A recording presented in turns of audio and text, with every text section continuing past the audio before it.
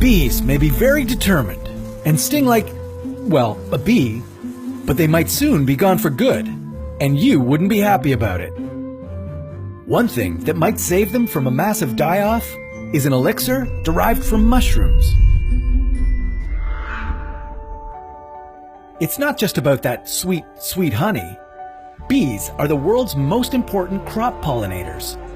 No bees would mean no blueberry pie for dessert, and less coffee for a higher price. About a decade ago, honeybees started mysteriously disappearing from their hives, leaving beekeepers to search for a cause and a solution to this colony collapse disorder.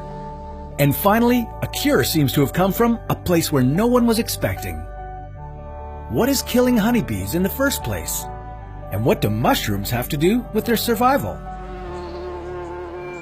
Bees survive on a pretty healthy diet of water, protein-rich pollen, and sweet nectar, and get a lot of exercise from flying from their hive to flower meadows and back. But even living a healthy lifestyle can't save them in a world full of pesticides. While on the job harvesting nectar, bees pick up some of the chemicals that get sprayed on leaves and pollen.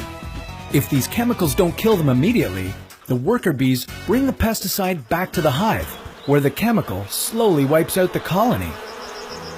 Pesticides aren't the only cause of colony collapse disorder.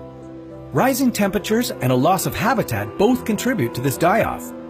But probably the most destructive bee killer of all is the crab-like parasitic varroa mite. It attaches itself to a bee, feeds on its blood, and spreads deadly infections. Imagine a bee born with disfigured, non-functional wings. How far could a bee like this fly in search of food? Affected by deformed wing virus, honeybees can only survive up to 48 hours, 20 times less than an average worker bee. Today's bees have got a much better chance of survival. After years of research, scientists have created the first bee vaccine, and it comes from mushrooms. Mycelia, the fungal membranes of the two mushroom species tinder fungus and red reishi, kill hideous varroa mites without harming a hair on the bees' heads. In fact, it was the bees themselves who pointed this vaccine out to researchers. The insects had been feeding on water droplets on the mushrooms long before the colony collapse struck them. Now, researchers are feeding honeybees mushroom broth, and the results are promising. The mushroom extract isn't quite an antiviral drug that immunizes bees against a specific virus.